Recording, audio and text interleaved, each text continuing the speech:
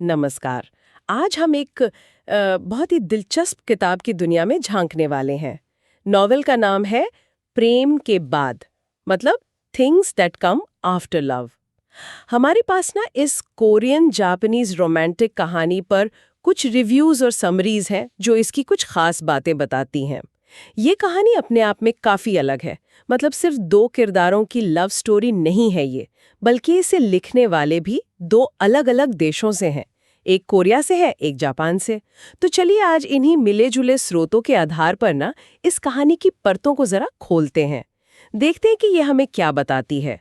तो जो सबसे पहली बात है और शायद सबसे इंटरेस्टिंग भी, वो यही है कि इसे एक कोरियन राइटर गोंग जी योंग और एक जापानी राइटर सुजी हितोनारी ने मिलकर लिखा है। ये तो अपने आप में ही एक कहानी लगती है, हाँ? हाँ, बिल्कुल। ये सिर्फ एक फैक्ट नहीं है, ये शायद कहानी के मर्म को समझने की एक चाबी भी हो सकती है। आप सोचिए, दो अलग कल्चर जिनके बीच शायद इतिहास का भी कुछ वजन है, उनके लेखक मिलकर एक रोमांटिक कहानी लिख रहे हैं। तो सवाल ये उठता है कि क्या उनके लिखने के स्टाइल में, उनके किरदारों को देखने के तरीके में, कहानी के अंदर कोई तनाव दिखता है?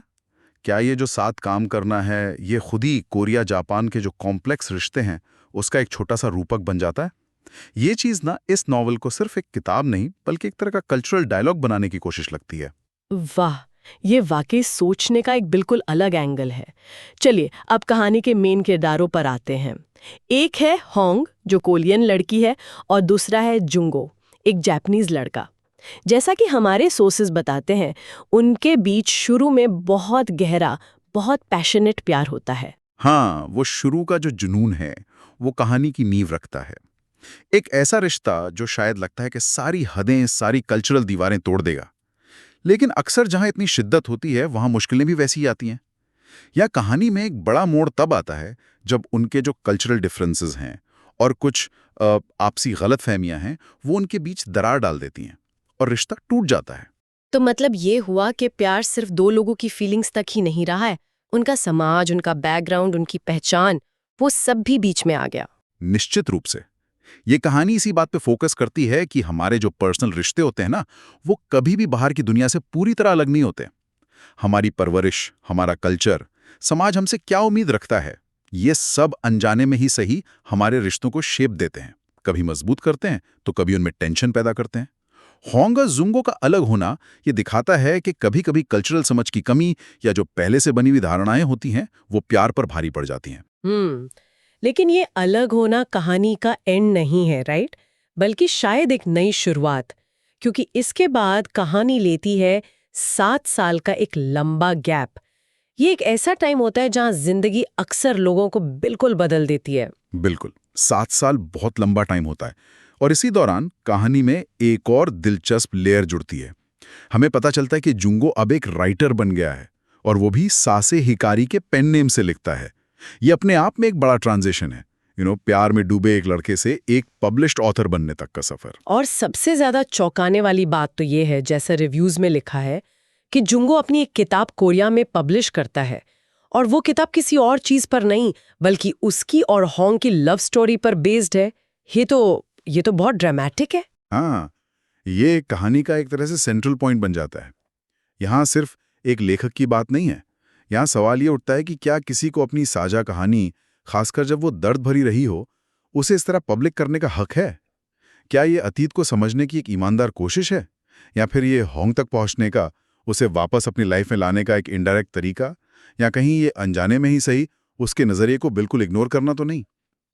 ये जुंगो के कैरेक्टर और उसकी नीयत पर बहुत सारे एथिकल सवाल खड़े करता है। ये जो नॉवल के अंदर नॉवल वाली बात है ना, ये कहानी को बहुत कॉम्प्लेक्स बना देती है। और शायद इसी किताब की वजह से, या कहें कि किस्मत का खेल, वो दोनों 7 साल बाद फिर मिलते हैं। यहीं से कहानी का फोकस पूरी तरह बदल जाता है ना? अब वो पुराने प्यार या ब्रेकअप पर उतना ध्यान नहीं रहता। बिल्कुल, अब कहानी का सेंटर है ये रीयूनियन।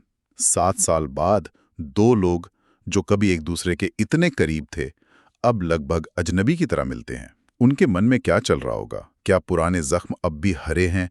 क्या सालों से दबा हुआ कोई पछतावा है, कोई अफसोस, गुस्सा है, या माफ करने की कोई गुंजाइश बची है? अब कहानी इन कॉम्प्लिकेटेड इमोशंस की भूल भुलैया में उतरती है। वो सुलह की कोशिश, एक दूसरे को नए सिरे से समझने की कोशिश, और शायद ये डर कि कहीं फिर से वही गलतियां ना दोहरा दी जाएं। 7 साल बाद मिलना, ये सोचना ही अजीब लगता है। क्या वो अब भी एक दूसरे के लिए वैसा ही महसूस करते होंगे, या वक्त ने उन्हें इतना बदल दिया होगा कि वो एक दूसरे के लिए अजनबी जैसे हो गए हैं? यही तो कहानी की असली खोज है। 7 साल में इंसान बदल जाते हैं, उनके तजुर्बे, उनकी सोच, उनकी ज़रूरतें सब बदल जाते हैं। अब जब होंग और जुंगो फिर मिलते हैं, तो वो सिर्फ अपने पास्ट का सामना नहीं कर रहे, वो अपने बदले हुए आज का भी सामना कर रहे हैं। क्या वो उन वजहों पर बात कर पाएंगे जिनके कारण वो अलग हुए थे? क्या वो एक दूसरे का पॉइंट ऑफ व्यू अब समझ पाएंगे, जो शायद वो 7 साल पहले नहीं समझ पाए थे? ये कहानी हमें दिखाती है कि दूसरा मौका मिलना एक बात है, और उसे निभा पाना बिल्कुल दूसरी। इसमें उम्मीद भी है और डर भी, दर्द भी। तो ये सिर्फ एक टिपिकल रोमांस नॉवल नहीं है। इसमें वक्त का असर, यादों का बोझ और शायद उनकी मिठास भी। और ये सवाल कि क्या जिंदगी सच में हमें गलतियां सुधारने का मौका देती है, ये सब मुद्दे भी जुड़े हुए हैं। निश्चित तौर पर। और अगर हम इसे थोड़ा और बड़े लेवल पर देखें, तो ये कहानी हमें पर्सनल रिश्तों और उनके कल्चरल बैकग्राउंड के बीच के बहुत नाजुक रिश्ते की याद दिलाती है। कोरिया और जापान के बीच का जो एक कॉम्प्लेक्स इतिहास रहा है, जो कल्चरल लेन देन रहा है, वो शायद कहानी के बैकग्राउंड में एक अनकही लेयर की तरह मौजूद है, जो किरदारों के बिहेवियर, उनकी इनसिक्योरिटीज और उनकी गलतफहमियों को कहीं ना कहीं असर करता है। और युंगो का राइटर बनना और अपनी ही कहानी लिखना, ये पॉइंट भी तो बहुत कुछ कहता है। ये सिर्फ एक प्लॉट ट्विस्ट जैसा नहीं लगता। हाँ, ये बहुत सिग्निफिकेंट है। ये दिखाता है कि कैसे आर्ट, इस केस में लिखना, पास्ट के साथ बात करने, उसे समझने, उसे एक शेप देने और शायद उससे उभरने का एक तरीका बन सकती है।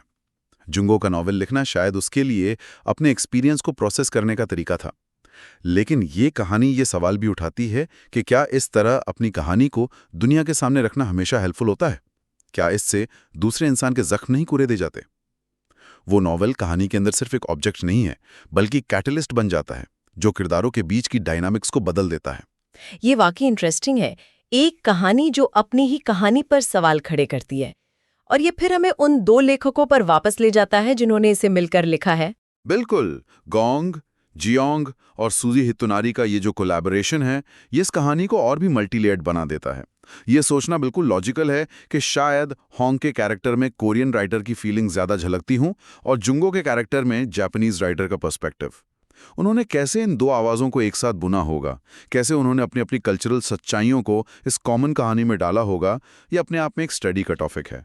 तो कुल मिला के जो समरीज और रिव्यूज़ हमारे पास हैं, उनसे यही फील आता है कि प्रेम के बाद एक ऐसी कहानी है जो रोमांस की ऊपरी सतह के नीचे उतरती है और कल्चर, टाइम बीतने का असर, यादों का जाल और इंसानी जज्बातों की जो पेचीदगियां हैं, उनको एक्सप्लोर करती है। हाँ, ये उन कहानियों में से लगती हैं जो खत्म होने के बाद भी आपके साथ रह जाती हैं, आपको अपने रिश्तों, अपने पास्ट और शायद अपनी कई अनकही कहानियों के बारे में सोचने पर मजबूर करती हैं। तो आज हमने प्रेम के बाद की कहानी के जो मेन पॉइंट्स थे, उन्हें समझने की कोशिश की।